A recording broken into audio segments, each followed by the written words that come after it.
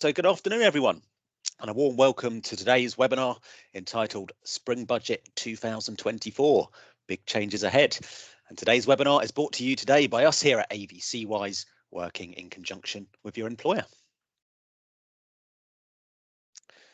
So as you can see on the screen there, my name's Nick Pottinger, and I'm one of the retirement education specialists here at AVC Wise. And I've worked in financial services for over 20 years now.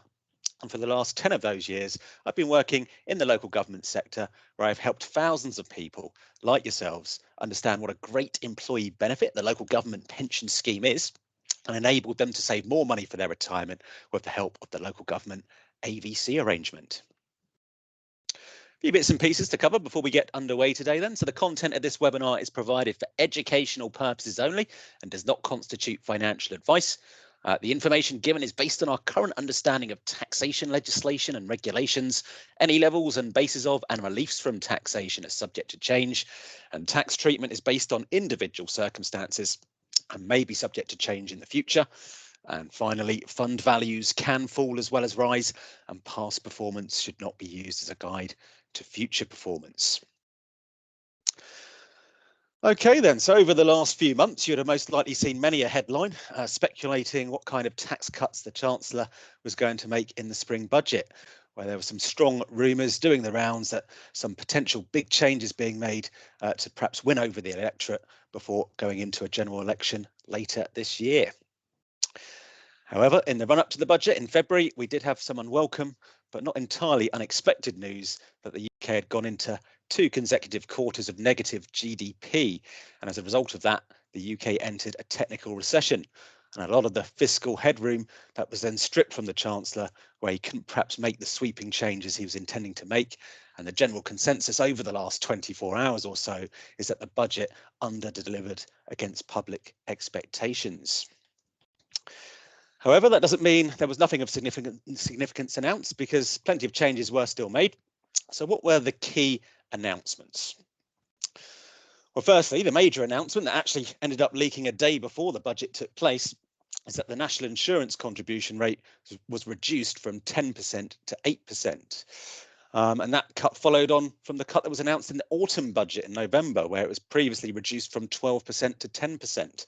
So over the last few months, there's been a total cut of 4% on Class 1 national insurance contributions, which taken together puts an average person in the UK on an average salary in a position where they're perhaps approximately £900 better off per year in the form of increased take-home pay. Another announcement made was the potential change to ISA limits, where at some point in the future, you may be able to pay into what's been called the British ISA, where you'd be able to pay up to a maximum of £25,000 into your ISA within the tax year. But it's important to note that to make use of this extra £5,000 ISA allowance, it will need to be invested into UK companies in a stocks and shares ISA. So if you're only interested in investing into a cash ISA, the £20,000 limit will still apply. And this ISA change, by the way, is in its proposal stages at the moment, with no set date as to when it's due to come in. And another welcome announcement was in relation to the high income child benefit charge. So for those of you here today currently in receipt of child benefit, you may be aware that if your income strays beyond a certain level, your child benefit entitlement can be reduced or completely wiped out by the high income child benefit charge. And currently, if your adjusted net income for the tax year goes beyond £50,000, that's where you would start to see a reduction to the child benefit you're eligible to receive. And in the budget yesterday, the threshold has been increased to £60,000. So you can earn £10,000 more in the new tax year before you would start to have an impact to your child benefit. However, there is still a level of income in place where you would forfeit your right to any child benefit, which has now been increased to £80,000 of adjusted net income. And at the moment, it currently stands at £60,000. So in the tax year we're currently in then, if your adjusted net income was £60,000, you'd be entitled to no child benefit. But in the new tax year, adjusted net income of £60,000 would see you keeping your full child benefit entitlement. And just to explain this child benefit in a little bit more detail. So firstly, the actual amount you can claim for child benefit has increased slightly in the new tax year, where you can claim £25.60 per week for the first child, and then £16.95 per week for any subsequent child. And any child benefit you get is paid to you tax-free. And then coming on to what I was just referring to a moment back with adjusted net income, a lot of people get confused as to what that means. So to clarify, your adjusted net income is your total income earned within the tax year minus any pension contributions you make. So for example, if your annual salary was £65,000 and you paid £5,000 into pensions within the tax year, your adjusted net income would be £60,000. So in the new tax year then, if your adjusted net income is below £60,000, there'll be no impact to the amount of child benefit you can receive, and you'll get to keep the full amount that you're eligible for on the basis that your partner also has adjusted net income within that £60,000 adjusted net income level too. And then if your adjusted net income is above £60,000, that's where you would start to lose 1% of your child benefit for every £200 of your adjusted net income that's above that £60,000 figure. And once your adjusted net income reaches the level of £80,000, that's where you would need to pay all the child benefit you've received back to the government in the form of that high income child benefit charge. So this was a welcome announcement yesterday, whereby increasing the adjusted net income limits, it will allow some of you to keep more of your child benefit going forward. And the intention is that at some point in the future, to measure the actual child benefit you're entitled to receive, they will usually base that on, well, they're going to be trying to be basing that on a combination of two incomes, yours and your partner's. And at the point we are at the moment with the current system, it can be quite unfair, where you could have someone who, say, not working on no salary, and their partner has an adjusted net income of, say, £81,000, and in that instance, the high income child benefit charge would mean that no child benefit is payable. And you could have another scenario where you could have a couple who both have adjusted net incomes of £60,000, where they would be entitled to the full child benefit amount, even though the total amount of income coming into the household is greater. Okay, so let's just move on to then cover some of the other headline grabbing announcements made yesterday, which included the non-dom tax status being abolished, where foreign nationals that are living in the UK but officially domiciled overseas will no longer be able to avoid paying UK tax on their overseas income or capital gains, with a simpler residency-based system arriving in 2025. There was also a further freeze on fuel and alcohol duty, which was scheduled to increase in the new tax year. But for fuel duty, the freeze has been extended for a further year, and the 5p cut to fuel duty has been extended indefinitely. And the duty on alcohol has now been frozen until February 2025. And the higher rate property capital gains tax will be reduced from 28% to 24%. Well, if you're a higher rate taxpayer, you can expect to pay slightly less capital gains tax on the disposal of residential property. And talking of tax, then let's now talk a little bit around the subject of personal taxation. Because in the run-up to yesterday's budget, the level of personal taxation was a contentious point amongst the masses, with many feeling that it was about time that the personal tax burden was lowered for everyone in the UK. However, no such changes were made to income tax amounts payable, leaving many feeling disappointed. So let's just break down income tax, because it can be quite confusing to understand. And to start with, I'm just going to cover the income tax for those of you here today based in England, Northern Ireland and Wales. As in Scotland, income tax is treated in a slightly different way, and I'll come on to that in just a moment. Now, sometimes there is a bit of a misconception that as soon as your income starts to go into the higher rate tax bracket, you start to pay higher rate tax on all of your earnings. But that is absolutely not the case. So to start with, then, you are allowed to earn a certain amount in a tax year before you're due to start paying income tax. It's called the personal allowance, and this tax year, it's the standard personal allowance is £12,570. So if your yearly income is below £12,570 and you've got the standard personal allowance of £12,570, you shouldn't be paying any income tax at all. So the standard personal allowance taken into consideration, you are allowed to earn up to £50,270 and remain a basic rate taxpayer. So if you've got the standard personal allowance, any income you earn within the tax year between £12,570 up to £50,270, you would be paying 20% income tax on. And then for any income that you earn between £50,270 up to £125,140, that proportion of your income would be coming into the higher rate tax bracket and be taxed at a rate of 40%. And then if you're fortunate enough to earn over £125,140, that's where that segment of income would come into the additional rate tax of 45%. And it is worth mentioning that for any income that you earn above £100,000, your personal allowance would be reduced at a rate of £1 for every £2 of income in excess of £125,140. And that would result in the standard personal allowance of £12,570 being completely wiped out by the time that your income reaches £125,140. Now, I don't expect that's an issue that most of us will need to consider here today, but I have included it at the bottom of the slide there for compliance purposes, just in case. Okay, so let's now move on to the tax bands for those of you here from Scotland today. Because in Scotland, income tax works on a different scale compared to the rest of the UK, where you've got 6 individual tax bands compared to 3 for the rest of the UK. And there have actually been some changes made by the Scottish Parliament in terms of the income tax you're due to pay in the new tax year. So firstly, then, you are still allowed to earn a certain amount of income in the tax year before you're due to start paying income tax. That standard personal allowance, exactly the same as it is for England, Wales and Northern Ireland at £12,570 per year. So if you have that standard personal allowance, any income between £12,570 up to £14,876 would be taxable at 19%. Any income between £14,876 up to £26,561 would be taxable at 20%. Anything you earn between £26,561 up to £43,662 would be in the 21% bracket. And then between £43,662 up to £75,000, you'd be taxed at 42%, which is a new tax band that's been brought in.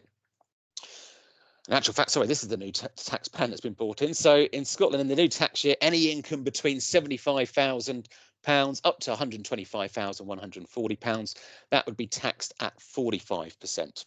So if any of your income falls between those levels of £75,000 and £125,140, with the new tax band that's just been introduced in the new tax year, you'll be paying 3 more tax for any income in that bracket than you currently do. And then finally, any income over £125,140, that would have the top rate tax applied of 48%. And that's a further increase of 1% on last year, this year that we're currently in. So what I would say then is, in terms of the tax bands for everyone based in Scotland today, anyone essentially earning over £28,000 in Scotland, you would actually be paying more income tax than the equivalent person, the equivalent earning individual in the rest of the UK, due to those alternative tax bands and brackets you will find yourself in. And to compound matters with the high levels of income tax that people are paying in the UK, is that the personal allowance, the amount that you're allowed to earn in the tax year before you're due to start paying tax, has been frozen at £12,570 since the 2021-2022 tax year.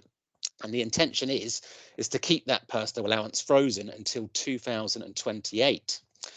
So with that personal allowance being frozen and the tax bands and brackets remaining as they are, or increasing in some circumstances in Scotland, you will be in a position where you're paying more income tax than ever before as an overall percentage of your total income, as it means you're effectively getting caught in what's known as fiscal drag, where more and more of your hard-earned income is being dragged into either paying more tax or dragged into paying into higher levels of tax, where that personal allowance is not keeping up with the pace and rate of inflation.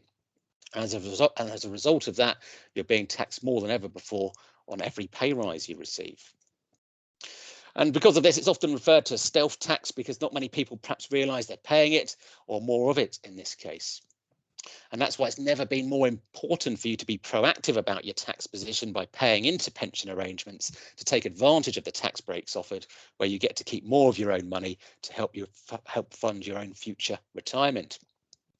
And we'll come on to a way of doing that in just a moment, but let's just talk around the main key announcement made in the budget yesterday, which of course was the national insurance cut. And firstly, to cover what you're currently due to pay in national insurance, it does work on a sliding scale. So what you can see on the screen at the moment is the national insurance amounts you're due to pay currently.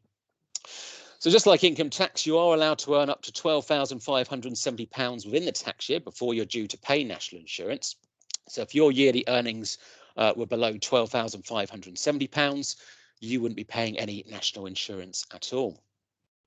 But any earnings between £12,570 up to £50,270, you'd be paying national insurance contributions of 10% on that segment of your earnings, which has only just been recently cut from 12% in January this year. And then anything above £50,270, you'd be paying 2% national insurance on. So national insurance, it actually works on an inverse scale compared to income tax, where the more you earn, the less national insurance you're due to pay on the segment of earnings above that £50,270 threshold. So that's what you're due to currently pay in terms of national insurance. However, announced in the budget yesterday, your national insurance contributions have been cut in the new tax year from 10% to 8%. So any of your yearly earnings between £12,570 up to £50,270, you only now need to pay 8% national insurance contributions on. But any income that you earn above £50,270, the national insurance contributions remain the same as they are now. So if you're earning above £50,270, the amounts you earn above that amount will remain at having that 2% national insurance contribution rate being taken for that segment of income. So in terms of how much you'll all be better off in terms of take-home pay due to this national insurance cut, well, it does depend on your salary, of course. And to give you a rough idea as to where you may sit, so on a yearly salary of £20,000, you'll be £149 a year better off. You'll be £349 per year better off on a £30,000 salary. On a £40,000 salary, that's an extra £549 per year in your pocket. And on a £50,000 salary, that's an extra £749 a year. And then finally, once your salary gets to £50,270 and above, that's where you'd be £754 better off, with it not increasing there on in due to the 2% NI bracket staying the same as it is. Okay, so with the changes to taxation in the new tax year out of the way, let's just talk about paying into pensions and your limits currently in place for the tax year. So let's just start by talking about a limit called the annual allowance. So the annual allowance is currently £60,000, and for the 2024-2025 tax year, it remains at £60,000, so no change there. And for those of you wondering what the annual allowance is, well, it's the maximum you're allowed to pay into pensions on an annual basis before you incur a tax charge. And the amount that's measured against the annual allowance includes what you pay, what your employer pays, and any third party might pay in on your behalf. So it's not just your contribution that counts when it comes to the annual allowance. And essentially, the reason the annual allowance exists is because the government can only be so generous in handing out the tax relief you obtain on contributions going into your pensions, where this upper limit is set, being the annual allowance. So with the annual allowance, then you do get tax relief on your contributions to the higher of £3,600 per year, or up to 100% of relevant earnings, capped at £60,000 per annum, with any surplus being taxed at your marginal rate via self-assessment. So what that basically means is if you're a non-taxpayer, you could still pay money into a pension, like a personal pension arrangement, and get automatic tax relief to your contributions up to £3,600 a year. And to pay £60,000 into pensions and get tax relief on that money, well, you'd still need to have £60,000 of taxable income within the tax year to be able to put £60,000 into a pension and get tax relief on the full amount. And the key thing to remember is when it comes to tax relief on pension contributions is that you only get tax relief on the money that's going into a pension that you were due to pay tax on. with the exception being that if you're a non-taxpayer, you can pay up to £3,600 into certain types of pensions within the tax year, like a personal pension, and get 20% tax relief automatically added onto your contribution amounts. And if you happen to go over the annual allowance, that's where you could incur a tax charge. And the tax charges would be on the amount that you've gone over the annual allowance. HMRC would say that you shouldn't have had tax relief on that amount, that you've gone over the limit, and ask for the tax relief that you initially had going into the arrangement to be paid back to them. And in terms of the annual allowance, in terms of what you're consuming of the annual allowance, it can be quite simple when you're paying into a defined contribution pension arrangement, like the shared cost AVC, for example. So if you're paying, let's say, for example, you paid £100 a month into a shared cost AVC every month over a full tax year, well, that would mean you would have consumed £1,200 of this £60,000 annual allowance. Where the annual allowance starts to get a little bit more complicated is when it comes to working out what you're consuming of the annual allowance within a defined benefit pension scheme, which is what your main local government pension scheme is. And as I say, this can unfortunately be quite tricky to work out what you're using up of this annual allowance.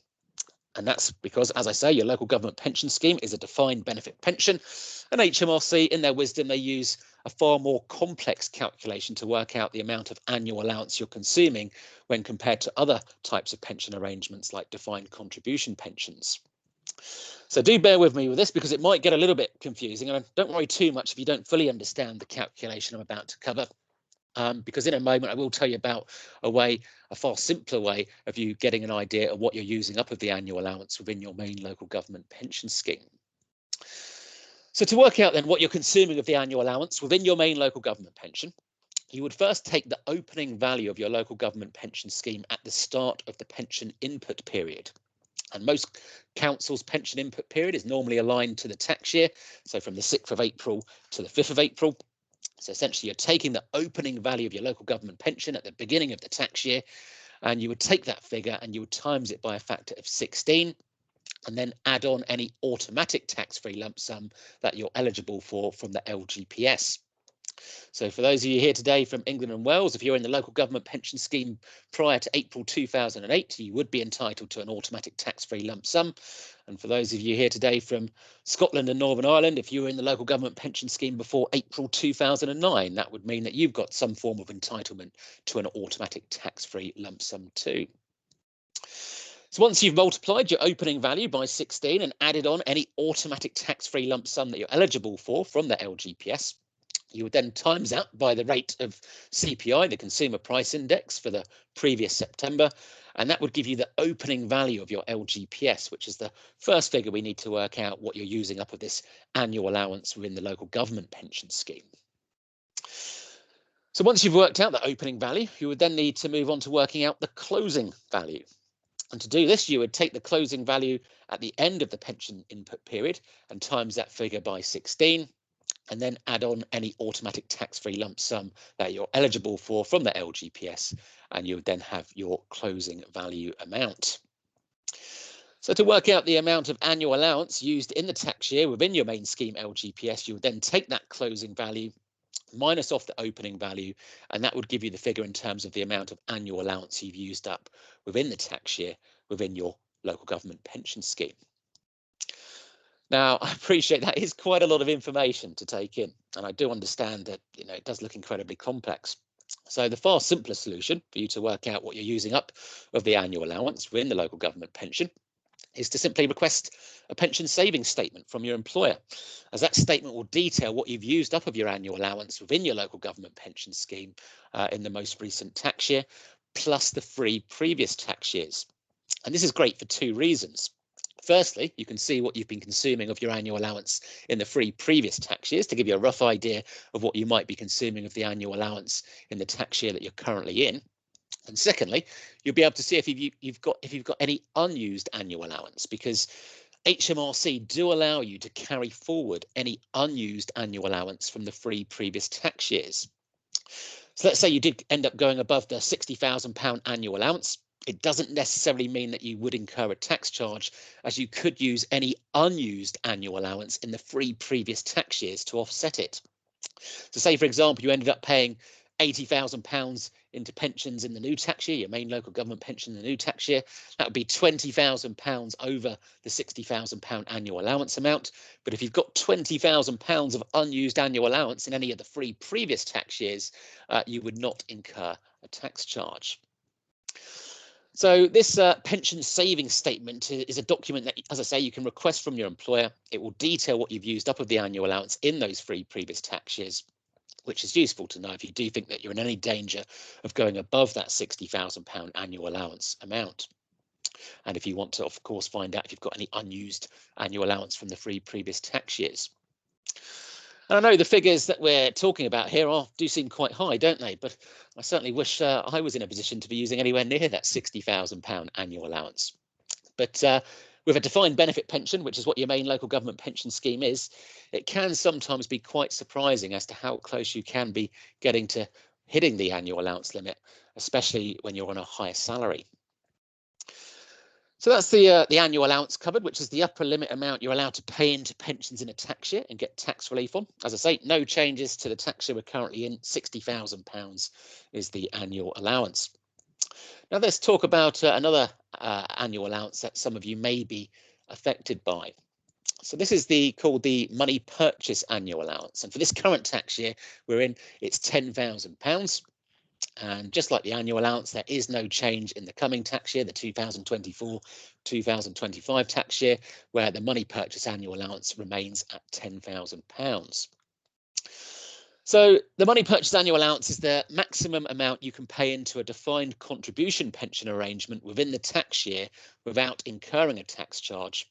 And this only applies if you've triggered the money purchase annual allowance.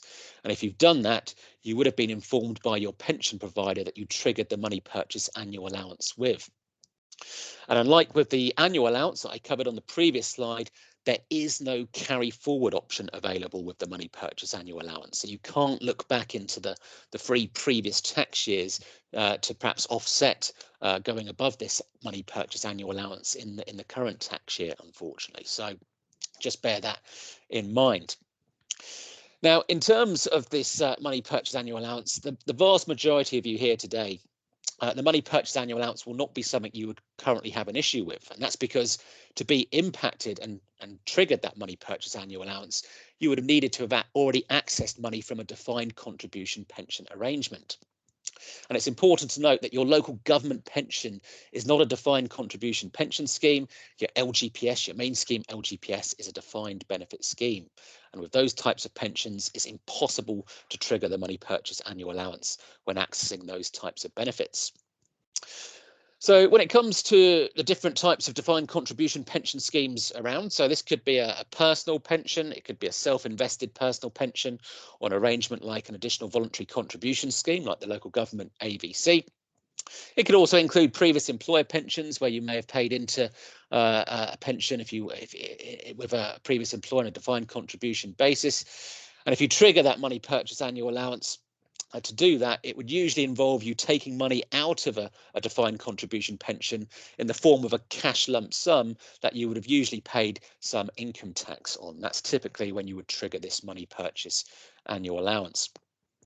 So if you haven't accessed money from a defined contribution pension arrangement, actually physically taken money from a defined contribution pension arrangement, you can disregard this money purchase annual allowance limit for the time being, as it would not currently apply to you. And the other government limit that we would usually cover is the lifetime allowance. And this has actually been abolished in the new tax year. And this is where there used to be a cap of £1,073,100. That would mean that if your total pension savings exceeded that amount, you would incur punitive tax charges of either 55% if taking the excess as a cash lump sum, or 25% if taken as income. But as I say, this lifetime allowance has actually been abolished. It's no longer in place and hasn't actually been acted on since the beginning of the tax year we're currently in, the 2023-2024 tax year. However, the £1,073,100 overall limit still applies when limiting the total amount of tax-free cash you can take from your pensions, where the maximum is 25% of your overall pension pot savings value, up to a maximum of 25% of £1,073,100. So the maximum you could possibly take back from your pensions in the form of tax-free cash would be £268,275. And that would be if you're lucky enough to have a pension pot that comes to the total value of £1,073,100 or over. Okay then, so we've seen today that although the 2% national insurance cut offers a welcome boost to our monthly take-home pay, it still doesn't make up for the fact that with the frozen personal allowance of £12,570 and the frozen tax bands, we're still all paying more tax than ever before in the form of stealth tax, resulting from the fiscal drag, where the budget did actually nothing to really address that key issue. And it was interesting to hear what the IFS, the Institute of Fiscal Studies, have been saying today, where they've crunched the numbers in yesterday's budget. And due to the effects of fiscal drag and the personal allowances being frozen, combined with the higher inflation we've seen over the last 2 years or so, they think approximately 50% of the population will be slightly better off, usually pretty marginal, and the other 50%, especially lower earners, will actually be worse off. And yes, there will be a short-term gain in terms of your take-home pay in the form of the national insurance cut, but don't lose sight of the bigger picture here when it comes to the overall amount of tax that you're due to pay in the form of those stealth taxes. So what can you do then to be more tax efficient and getting more of your hard-earned money back into your pocket? Well, the answer lies with making the most of your available pension allowances by paying more into your pensions and therefore reducing the amount of tax you need to pay. And what better way of doing that than making use of an arrangement exclusively available to you, with you all being members of the local government pension scheme, which of course is this local government shared cost AVC arrangement provided to you by us here at AVC Wise, working in conjunction with your employer. And the shared cost AVC really does provide some remarkable tax saving benefits for you. So with the local government shared cost AVC, you're building up another pot of money that sits alongside your main local government pension. And potentially, within limits, you can take that whole AVC pot of money you've built up all back as a tax-free lump sum when you take your AVC pot at the same time as you take your main local government pension. And this is a huge deal for you, as you're the only public sector scheme that allows you to take the whole AVC pot of money you've built up all back tax-free. And other public sector schemes, such as the Teachers' Pension Scheme, NHS, Fire Service, Police Service, if they've got AVC arrangements, they don't have that option. They're only allowed to take up to 25% of what they've got in an AVC pot and all back as a tax-free lump sum.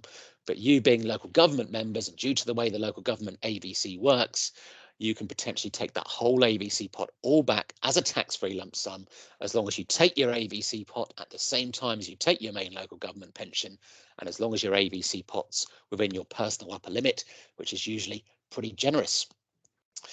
Shared cost AVCs also have flexibility as well. So whilst you're saving into an AVC, you've got total freedom to increase, decrease, or stop your contributions at any time. Be it wanting to perhaps pay in larger sums towards the end of the tax year to bring your total tax liability down, or just having that peace of mind in being able to adjust your contributions to accommodate those unexpected day-to-day expenses, such as your washing machine suddenly giving up the ghost or your car failing its MOT. Well, the AVC gives you that flexibility to make those contribution amount changes. And when you get to the point in life that you want to access your AVC pot of money in retirement, you've then got an array of options available to you.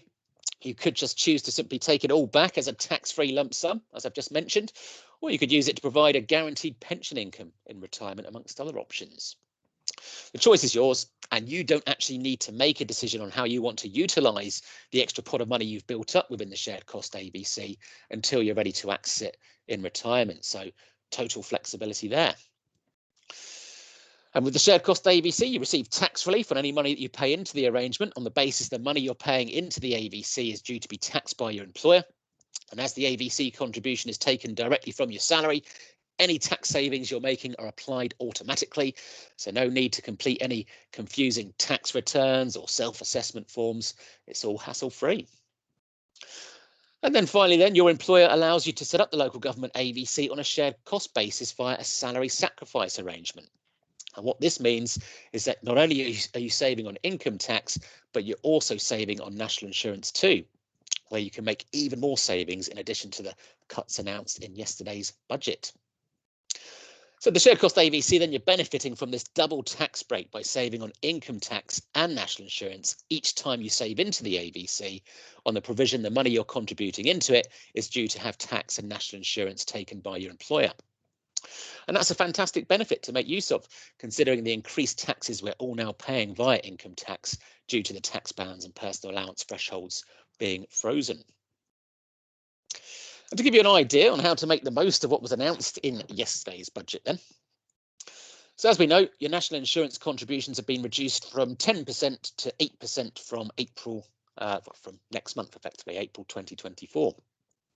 So to use a specific example here, if you're on an annual salary of £30,000, you will find that your monthly take-home pay will increase by approximately an extra £29 a month. And I know everyone here enjoys perhaps having a bit more money in your pocket to spend each month, but with a bit of foresight and forward planning, you could decide to contribute your extra take-home pay into the shared cost AVC, where, as I just mentioned, you would then be benefiting from the double tax break the shared cost AVC offers as the money goes into the arrangement. And this is where that £29 monthly NI contribution cut would immediately be uplifted to £40.16. So you're turning the win of paying less national insurance into a double win by paying it into the shared cost AVC and benefiting from the double tax break it offers by allowing you to save more for your retirement. And that effectively, that increase from £29 up to £40.16 essentially results in you obtaining a 38.48% increase to your contribution amount as the money goes into the arrangement. And with this example here, I know £40 or so, an extra £40 going into your pension pot may not sound like a great deal in the big scheme of things. But if you committed to saving that amount over a 10-year period, you might be surprised at how much you could potentially build up in your AVC pot, where if you save £40.16 a month at a cost you of just £29, in 10 years' time, you could potentially have an AVC pot worth in the region of £5,600, assuming the fund or funds that you invest in perform at an industry standard growth assumption rate of 3% net of any costs and charges. Well, maybe you could afford to put all your national insurance savings into the shared cost AVC, so that 2% cut you received in January and the further 2% cut next month in April. And on a salary of £30,000, it would mean a total of £58 extra monthly take-home pay. And if you decided to put that into the shared cost AVC due to the double tax break, your total contribution going in would be £80.44. And if you manage to save that amount over that 10-year period, your AVC pot could be worth in the region of £11,240. Again, based on the fund or funds you invest in performing at 3% net of any costs and charges. And in terms of how the shared cost AVC works, just want to give you a bit of an overview on the full process. So you pay into the AVC directly from your salary. That money goes into your AVC pot, which is an extra pot of money that sits alongside your main local government pension. And you've got the flexibility to vary your contributions. You can increase, decrease, or stop your contributions at any time, with the minimum contribution being just £2 a month. So arguably, if a contribution so small, everyone could afford to at least pay something into the shared cost AVC. Now, the money you put into the AVC is then invested, and your pension fund would have already chosen the company responsible for investing your AVC contributions. It could be any one of Prudential, Standard Life, Legal and General, or Clerical Medical. Some employers do actually allow a choice of 2 different companies where you can choose which one to go with in those instances. But when you go to the AVC Wise application on our website, you will see who your AVC fund provider or providers are, and the money you contribute into the shared cost AVC is invested within the fund or funds of your choice with the intention of growing that pot of money on top of the contributions you've already made yourself. Although it is important to note, as with any investment, funds can go down as well as up. And the good thing for you is you've got total control over how your AVC fund provider invests your money. You can take as much or as little risk as you want. And I'll show you shortly how you can access that information. And it is also worth noting that any investment returns you see within the AVC are also free of tax too. And at the end, when you come to the point you want to access your AVC benefits in retirement, you've got a variety of different options there. It's completely flexible. You can convert your AVC into a variety of different pension products.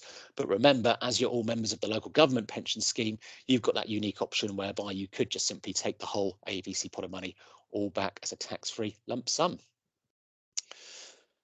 Okay, then, so today we've covered the key information, the key announcements made in the spring budget and how the decisions the Chancellor made and how it will affect you going forward in the new tax year.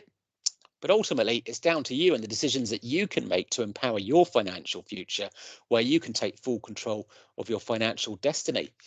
And in effect, you can be your own chancellor by using the shared cost AVC to maximum advantage to obtain the fantastic tax savings it offers and are benefiting from that 38.48% increase to your contributions as soon as the money goes into the arrangement. And then, as I've already mentioned several times today, you're getting that immediate benefit as the money goes into the plan and potentially all tax-free on the way out. Okay, so how do you apply for the shared cost AVC? Well, the first step is to go to our website, avcwise.co.uk/new, log into your account. On the home page, scroll to the bottom of the page and you'll see the application buttons and just click on the application button to complete your details. Within the application form itself, that will ask you what you want to pay into the AVC. Remember, you're not locked into that initial contribution amount you put on your application. You can change it at any time. And within the application itself, you'll be asked what fund or funds you want to invest in. And that's where you can download the fund guide document in the investment choice section of the application, which is going to give you more details on the funds that you're able to invest in. And then once you submit your application, that will then make its way to your employer for them to do their checks on. And on the basis that it's accepted by your employer, your contributions will then start to be taken from the following month. And if you're someone here today that's already paying into the shared cost AVC and you want to amend your existing shared cost AVC contribution amount, just head to avcwise.co.uk/new, the same link. That will take you directly into the amend part of the your homepage on your application form. You would then enter the new total amount it is that you want to pay into the shared cost AVC. And as I say, once you've done that, it usually will take place, the increase or whatever amendment it is that you've made will take place from the following month. Now, I appreciate some of you here today may want a bit of a helping hand when it comes to either setting up the shared cost AVC or amending your existing shared cost AVC contributions. So you do have the opportunity of booking a one-to-one meeting with us, and that might be with myself or one of my fellow retirement education specialists here at AVC Wise. And the meeting lasts up to around 20 minutes or so. It takes place on Microsoft Teams. It's where we can give you a helping hand. We can look at things such as working out the maximum amount you can hold in your AVC and take all back as a tax-free lump sum, or looking at what you can pay in to maximise your tax and national insurance efficient contribution, and really just ensuring you're making the most of the opportunity the shared cost AVC presents. Now, some considerations here is that for us to be able to help you at this meeting, please do ensure you've got access to an LGPS projection to your desired retirement age.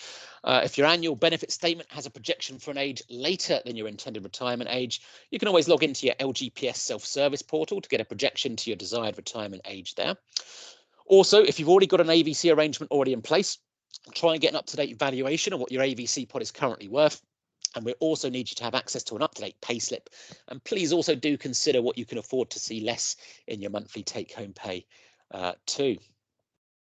And as you can see there in the bottom left-hand corner of the slide that you're looking at, we're not providing any financial advice or investment advice at the meeting, but we can give you factual information and help you on your way to either applying for the shared cost AVC or amending your existing shared cost AVC contributions. And we'll stop for questions in a moment, but just before we do, I just want to run through the ways you've got of getting in contact with us here. So in terms of that individual meeting, that completely free 20-minute individual meeting over Microsoft Teams, if you'd like to book that with us, head to that link you can see on the screen there, avcwise.co.uk/meeting. Otherwise, if you'd like to get in contact with us, you've got the live chat facility on our website. If you go onto our website, there'll be a chat pop-up box, usually appears in the bottom right-hand corner of the screen where you can type in your questions there for them to be instantly answered. Or if you prefer the more traditional contact method, you can give us a call on that telephone number on the screen there. We're typically open between 8:30 a.m. to 5:30 p.m. weekdays. Okay, right. At this point, then, I'm going to invite my colleague Jonathan Kempson in and see if we've had any questions. Any questions, Jonathan? We certainly have had quite a few questions, Nick. I don't know whether you want to switch the camera or not. I will try and do that. Yeah, you can try and do that in the background as I wade through all these questions. So the first one comes from Simon, and great question, Simon. As government have stated they intend on completely abolishing NI. Well, let's deal with that one first and foremost. Nick touched on the Institute of Fiscal Studies. Now, this is UK's leading economic think tank. They're independent, but they're experts on UK policy and taxation. And I was actually on their webinar this morning analysing the budget from today, and Paul Johnson, the chap who heads it all up, has already been quoted in the broadsheets. And I quote the suggestion that the government will abolish national insurance would cost £40 billion and will not happen, according to the IFS. Why? Well, simply, they're not going to be able to afford to deliver it. Talking of abolishing national insurance does not look realistic. He's only talking about the bit paid by employees, not the much larger part of national insurance, which is paid by the employers anyway. But the pledge to cut taxes by more than 40 billion goes in the same bucket as pledges to increase defence spending to 2.5% of GDP. And he goes further and he says it's not worth the paper it's written on unless it's accompanied by some sense of how it will be afforded. So take of that what you will. They certainly don't see that happening anytime soon. A bit of a throwaway gesture. The reality of the economic backdrop and the challenges which the UK now face, with limited economic growth, record levels of government debt, which have been increasingly expensive to now service, and the general state of play means that we expect things to be fairly stagnant. There simply isn't the fiscal headroom to do this on an effectively sound economic basis at this point in time, according to the IFS, an independent think body. So I wouldn't hold my breath, basically, Simon, around that. So you then go on to say in the second part, what are the benefits of the AVC over, say, a private pension where you can get a 20% uplift? Now, this is the difference between something like a shared cost AVC and your right to obviously go and privately pay into pensions. So if you go and privately pay into a pension, that's doing it out of your pay after you've been taxed and had national insurance taken. So you take, say, £80 if you're a basic rate taxpayer on a direct debit, you pay it into a pension of your choice, and they claim the extra 20%, the pension provider will do that and top up your pension investment to £100. So that's only cost you £80 if you're a basic rate taxpayer. What if you're a higher rate taxpayer? It will still, if you put £80 in, it'll still only be topped up to 100. It's then up to you to claim the extra £20 in 40% relief, which you're then due. You'd have to do that personally, and sometimes high rate taxpayers forget to do that. So number one, there's a lot more hassle. But the whole point of things like the shared cost AVCs, when you're in LGPS, it's far more efficient to pay in-house through such an arrangements because you get tax and national insurance savings. Now it's done differently. You have to put in a token £1. The balance of what you want to put in is done through salary sacrifice. So £99 would be the salary sacrifice. £100 goes in the pot on day one. But because you've had tax and NI savings on the salary sacrifice element, and you get tax relief on the £1 you have to give in, basically currently costs you just over £70 to do that, £70.10 for a basic rate taxpayer. So straight away it's more efficient to pay shared cost AVCs because it's cost you just over £70, as opposed to the personal route, it'd cost you £80. Also, on top of that, one of the key benefits of an in-house shared cost AVC is the ability to then potentially take that pot all back as tax-free cash at the point of retirement, whenever that is. Cash out at the same time as the main scheme. Overall, still limited to 25% cash. If your AVC fits inside that 25% limit, you uniquely can take it all back as tax-free cash. You don't get that option with a personal pension. So for me, shared cost AVCs will always trump going down that route into the personal pension arena. So hopefully that makes sense. And that sort of leads on to Raymond's next question. Does the reduction in NI mean that I get less of a benefit saving to my AVC? The reality is, yes, that will be the case, Raymond, with effect from April. You're going to see £100 will cost you in the region, a few pence out, 72 odd pounds. So you're going to lose a bit of NI relief on that. But the bottom line is you're still paying, if you're still paying national insurance, again, this is still going to be the most tax efficient way to fund your future self. Sue has then gone on to ask, could the ability to take the AVC lump sum tax-free change could it be abolished, noting especially others don't get it? Yeah, I think it's one of the big secrets out there and quirks of LGPS, whereby LGPS members can, within limits, take it all back as tax-free cash. But let's also be very clear about this. No one is saying that overall you can have more than 25% of what's known as the capital value of your benefits back as tax-free cash. The quirk allows you to take the AVC pot to form part of the 25%. And that's worked out by your pension fund when you get to the point of retirement. And the 25% is often quite a large number because they take your pension and multiply it by a factor of 20, the HMRC do, to work out what the limits are. Now, Nick was talking about the ability to book a one-to-one with us at ABC Wise. If you come along with a pension statement, we can tell you what your personalised limit is. And then that might be part of your financial planning to say, well, look, if I can get potentially X out as tax-free cash, where do I need to get to from where I am today to that limit? What does that look like in terms of contributions? There was nothing in the budget which suggested the limit of 25% tax-free was going to change. Yeah, not even a hint of it. So I wouldn't be concerned about that, Sue. Matthews then asked, if I decided to take all of my ABC scheme pot as tax-free cash, I think there's quite a nice segue in there, Matthew, when I retire, the same time as I take my main local government pension scheme. That's key. The only way you can potentially take all of your ABC back as tax-free cash, you must encash it at the same time as your main LGPS.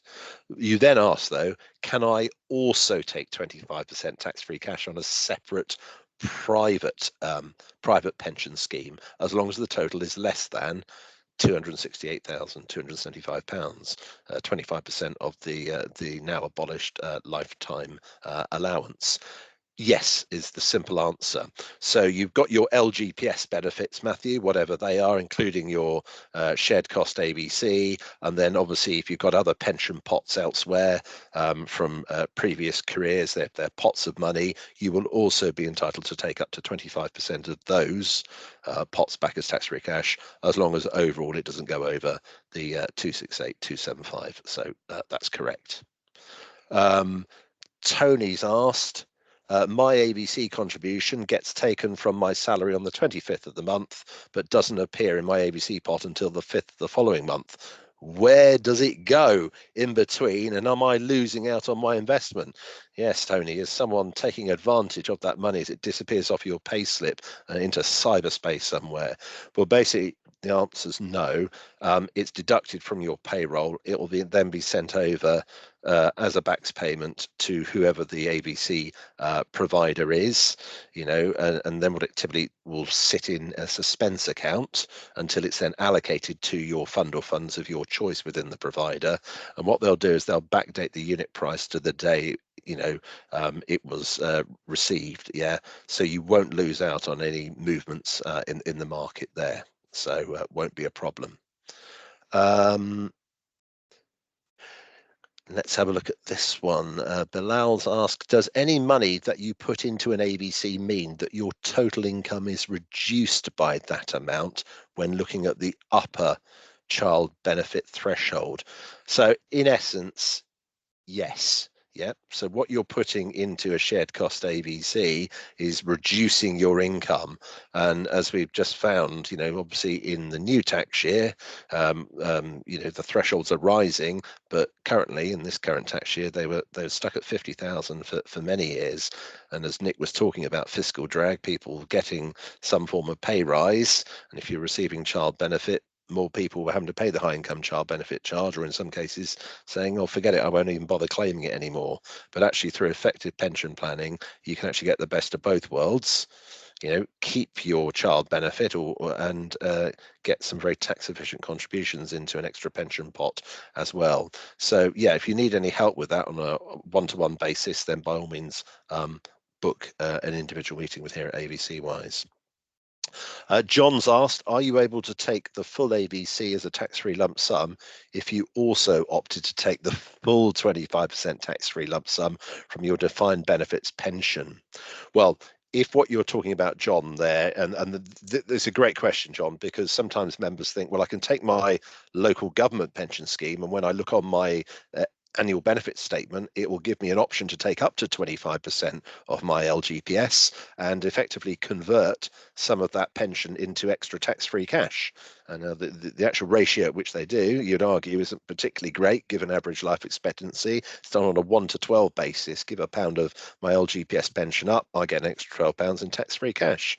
That, on the face of it, might look good, but actually when you realise that that £1 was guaranteed index-linked income for life, and if you think how long you might be around for, was that such a good deal? Well, that's where AVCs come in, get the best of both worlds, because what I can do is preserve that guaranteed index-linked income, but still fill up to 25% potentially with my AVC and use that as my cash cow. Now, what you can't do is say, well, I'll take my local government pension, take up to drop the pension to bring up the 25% tax-free cash, and then on top of that, I've got my shared cost AVC and I want that as tax-free cash as well. No, the AVC has to form part of the overall 25% tax-free cash, because you won't be able to commute maximum tax-free cash and then have your AVC back as tax-free cash as well. Hope that makes sense, John. Right. Anonymous has said, I've got an AVC running, but it's 5 years until I can retire. Can I take my AVC funds out or part of them? And what are the penalties? Could I retire early and fund myself with the AVC fund? Now, this is an interesting quirk of LGPS, which says, well, basically, you can't take your money out of the AVC ahead of taking your main scheme benefits. So that's a bit annoying, isn't it? However, with pensions freedoms legislation, you can get round that. Well, what does that mean? Well, effectively, if you're in England, Wales, Northern Ireland, you have to transfer the money out of the AVC provider and effectively put that into a separate personal pension. And currently, if you're aged 55 or over, you can then flexibly access that. So you could get your hands on the money earlier if you did that. Now, if you're in Scotland, actually you don't have to transfer out. You can just leave the money where it is and you can start to actually access that. But just bear in mind, there's going to be certainly transferring out is a bit of admin hassle for you there, but you have to take basically get access to it from age 55. Recognize though that then you won't be able to then take it all as tax-free cash, because if you've divorced it, it's a separate pot on its own. It's then not linked to your main local government pension scheme, so you lose the ability to take it all back as tax-free cash. And then you've got to watch out for income tax on that as well. So we'd suggest you take some advice about that, but under pensions freedoms, basically you can get hands on your money a bit earlier if you so wish. Right, Cheryl's asked, please remind me what is the maximum you can pay into the AVC per month? Cheryl, on the AVC Wise portal, there is actually a maximum contribution calculator and you punch in what your salary is, or if it's easier, just book a one-to-one, bring along a pay slip and we can tell you what that number is. You can't get rid of everything each month. You've got to leave enough in the tank to satisfy the national minimum wage. Michelle's asked, why does the provider you have been allocated and they do not discuss and help you choose the right scheme for you? I find this very frustrating that I'm being told to see an independent financial advisor. Yeah, you're right, Michelle. We can sympathise with you there, because obviously when you're setting one of these things up, you get flexibility of how much you put in, and you can change that each month. But you are actually also asked, well, where do you want that money invested with whoever the provider is, and that's on you. I mean, depending on which pension fund you're aligned to, some of them do have a default fund, an automatic fund, which will suit most of the people most of the time. Now, if you're with one of the few pension funds which don't have a default fund, then you have no choice. You've actually got to make an active decision. How they sort of risk rate them, certainly if it's prudential, they do it from minimal risk through to high risk, and there's nothing to stop you splitting your money across different levels of investment risk. Arguably, typically advisors would always say, look for diversification of your money, don't put all your eggs in one basket. But the important thing is is that you can change where it's invested as well. So nothing's set in stone. So perhaps I'd encourage you to, if you're not sure, I mean, on our one-to-ones, we can't individually advise you and tell you which funds are suitable for you, but we can help you understand that fund guide if that's of some use to you, Michelle. So we can talk through what the different levels of risk are and explain what the default fund, if it's applicable in your particular case. So you might want to do that if we can help you there. Sue's then also asked, how do you open and amend if you have an AVC and wish to go to a shared cost AVC? So if you're just doing the normal AVC, Sue, and you want to turn that into a shared cost version of that with the provider, then what you need to do is what's called a convert application. So you log on to the AVC Wise website. If you haven't done so already, you need to register, create your own secure account. And then what you'd be looking to do, if you're already paying into a normal AVC and just want to turn that into a salary sacrifice one, you do what's called a convert application.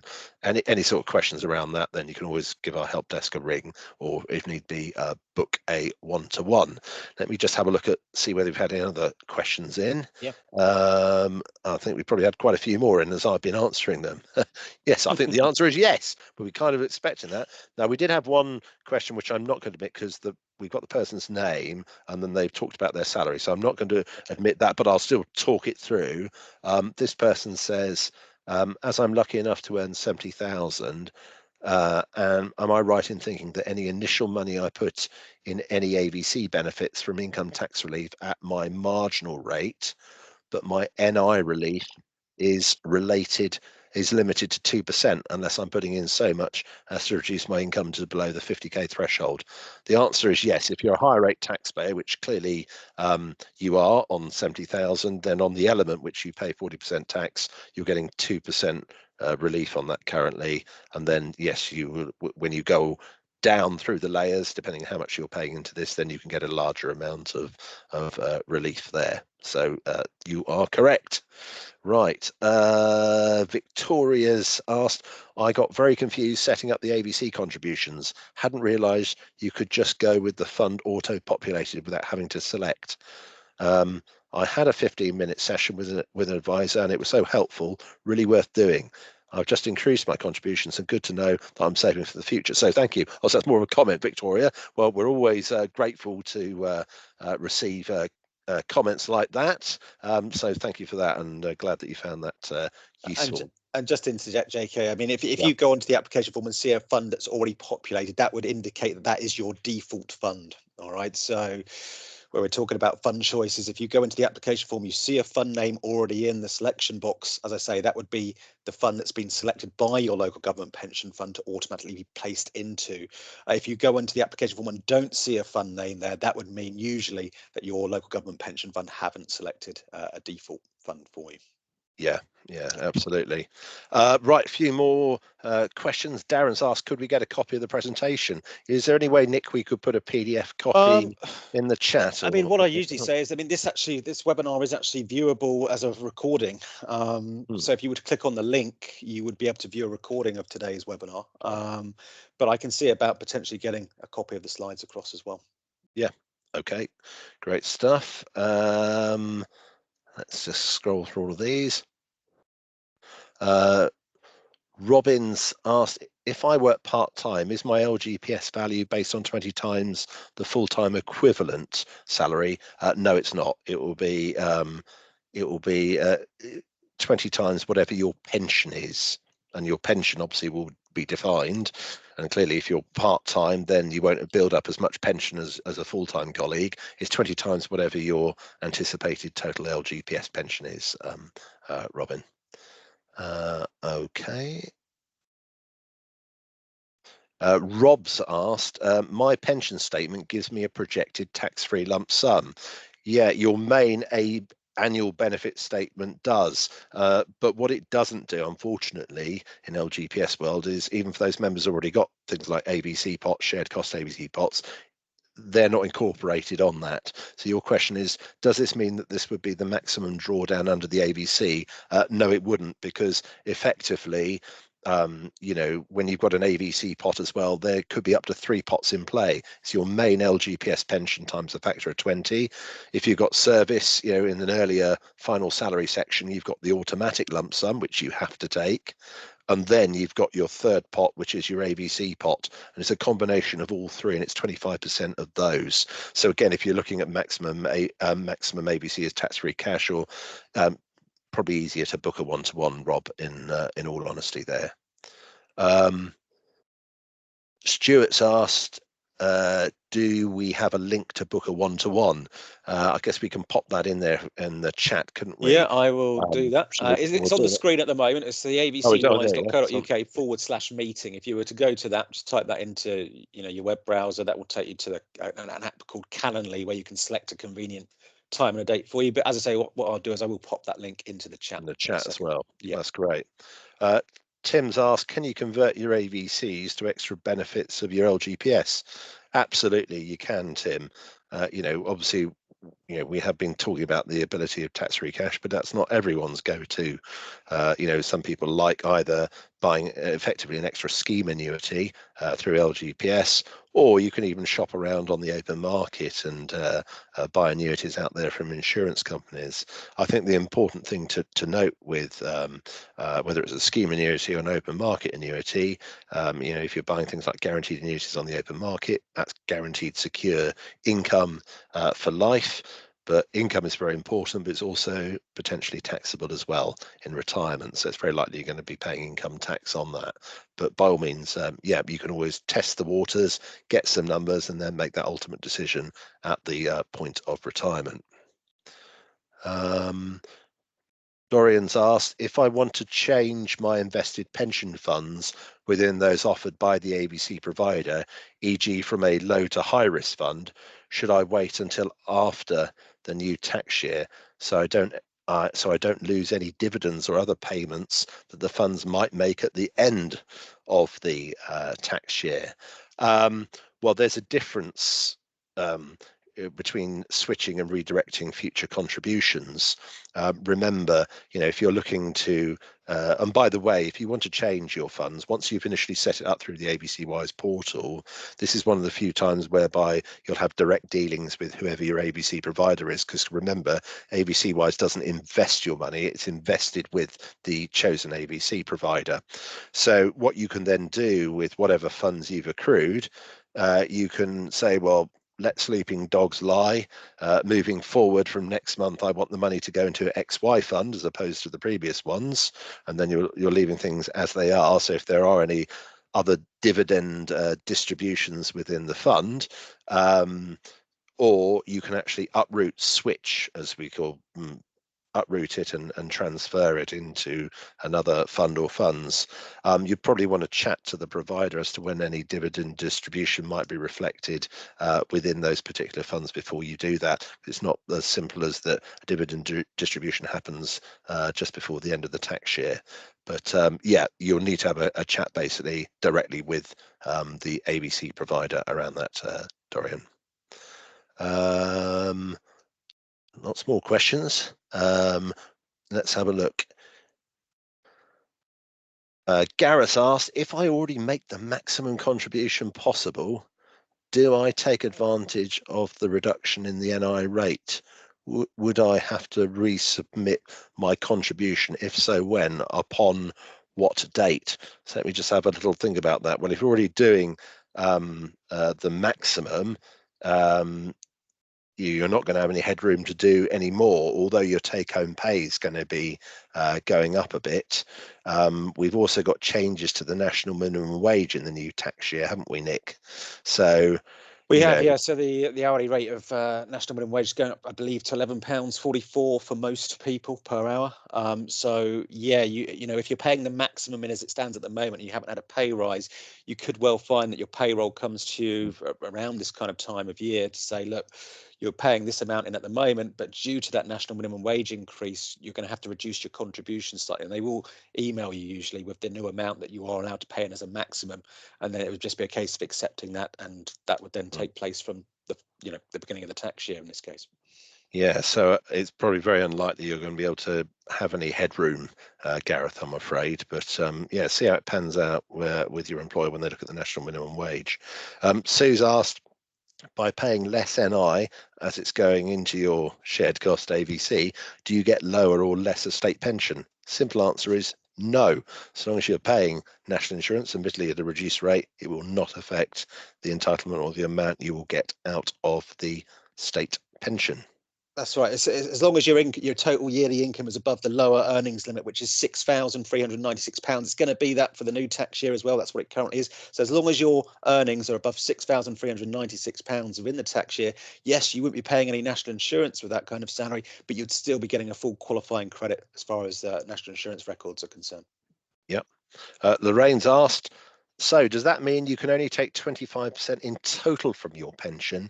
You cannot take 25% of your pension plus the AVC as tax-free cash. That's correct, Lorraine. Yeah. If you take the AVC as tax-free cash, that's part of the 25%. It's not in addition.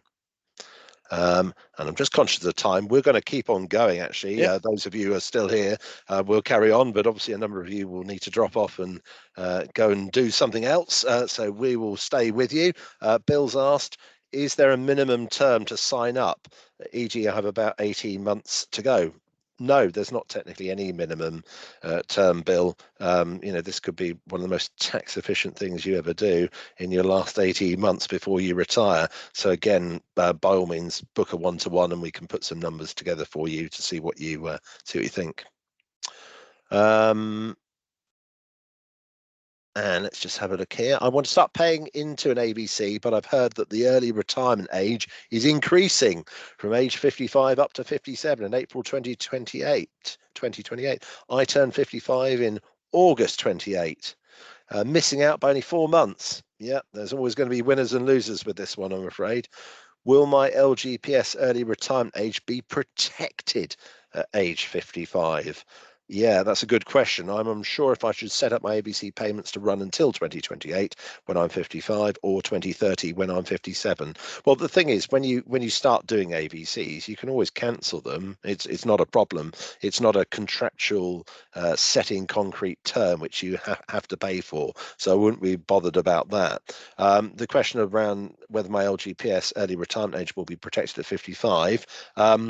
I think that will move to 57 as well, unless there's some kind of special contractual arrangement you've got in your contract of employment. We do expect that to move. I don't know if you've got any comments on that. I have the same understanding as that, JK. So in terms Yeah. of the minimum retirement age, it would be 57 in your case, if that in terms of it's a general rule for everyone in the UK. Now, in terms of the local government pension scheme, if they do have any protection in place, I haven't heard of it.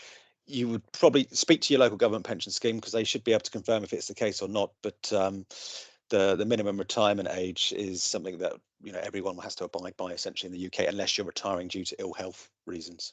Yeah. Simon's asked, when you reach the ability to access your private pension, does AVC Wise recommend specific transfer out specialists, or is it down to the individual to locate their own provider? It is, I'm afraid, down to you, Simon, to locate any transfer out specialists there. This is we always get one of these questions here. So Donna's question is not unusual at all. What happens to the ABC money if you die before retirement? Very important, you've got an up-to-date nomination form completed with your pension fund, which covers off things like your death in service benefit. There's not a separate nomination form for the AVC with the ABC provider. It goes under whatever you put your general nomination of beneficiaries form under your pension fund. So it's not legally binding on the pension fund, but 99.99% of the time they'll pay out as a tax-free lump sum to whoever you've nominated. So the money's not lost, Donna. Sarah's asked, when you select an amount, is that the amount that is deducted from your salary and the tax relief is on top, or is that the overall amount that you receive into the fund? It's the latter, Sarah. So if you put £100 on your application, £1 from you, £99 as the salary sacrifice, £100 is going to be sent to the AVC provider, and then the relevant tax and NI savings will be taken off your pay slip. Yeah. So hope that makes sense there. And Simon's asked another question here. Would the template investment fund selected by the local authority be UK focused following the budget announcement? Yeah, you've been watching the budget, haven't you, Simon? Following the budget announcement to select specific UK funds or bonds. Now, what that was talking about was a wish by the government and to the pensions industry, and even specifically mentioning things like LGPS pension funds, to consider specific allocations into UK assets. Now that would apply to your main LGPS, so you pay your core contribution to be in the main local government pension scheme, and they have their own professional advisors to invest literally billions of pounds, and the output gives you your guaranteed income depending upon your length of service and your salary. When it comes to things like AVCs, well, that's separate. That's your own, effectively your own personal pot there. So I don't think the remit was to affect things like on personal discretion as to which fund or funds you can actually be invested in. But your main core LGPS may well actually need to adjust accordingly where its institutional money is invested. Yeah, and I mean, just to pick up on that, I mean, in terms of if you're talking about the default fund, would the default fund within the AVC be predominantly invested into UK equities? Well, not usually, no, because the UK equity funds are typically classed as the highest risk funds, and you'll typically find default funds are kind of a tier below that, where they'll be investing in, multiple overseas territories in terms of company shares, or below that in terms of multi-assets, in terms of gilts, corporate bonds and company shares and cash. So no, I would say, if that question was about the default fund, it wouldn't be just investing into UK company shares, typically speaking. Yeah. Okay, that's about it on the question front. So back to you, Nick. If there's any closing comments you want to make. Closing comments, yeah. Well, let's get it wrapped up, because we've gone a bit over time budget, haven't we, Yeah, for everyone? yeah. So thanks. Firstly, some great questions there. Thank you for submitting those, and hopefully we'll be able to answer those for you. If we haven't for any reason, do by all means get in touch with us using any of the contact methods you can see on the screen there. But to wrap up today's webinar, then, so yes, the budget has put slightly more money in your pocket each month in the form of the 2% national insurance cut. But don't lose sight about the fact that the tax allowances that have been frozen over the years ultimately mean that you're paying more tax in real terms than ever before. And to counter that, you can be making use of the shared cost AVC, where you can be making savings far in excess of what was announced in yesterday's budget, where you could be making a 38.48% saving as soon as the money goes into the arrangement via a double tax break if you're a 20% basic rate taxpayer. And then you've got that unique feature with the local government AVC, where you could simply take it all back as a tax-free lump sum, as long as you're taking your AVC pot at the same time as you take your main local government pension. And as we've mentioned a few times today, as long as your AVC pot's within your personal upper limit. And the sooner that you take action and start to plan for your retirement, the easier it will be for you to reach your retirement goals. And trust me, your future self will be grateful for the action you can take today to make your retirement dreams become a reality. Thank you for your time today, everyone. Really appreciate that. I'll let you get off now and have a great rest of the afternoon. Many thanks.